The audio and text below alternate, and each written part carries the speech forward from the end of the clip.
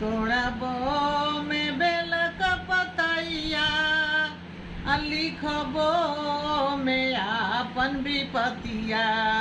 तोड़बो में बेल का पतैया लिखबो में आपन विपतिया। किया है शिव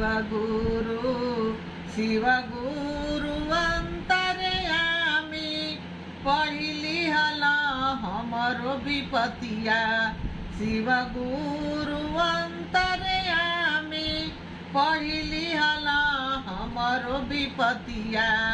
किया है शिव गुरु पतिया पढ़त दुख मोरे हार लाए राम। किया है मोरे रामा पतिया पढ़त दुख मोरे हार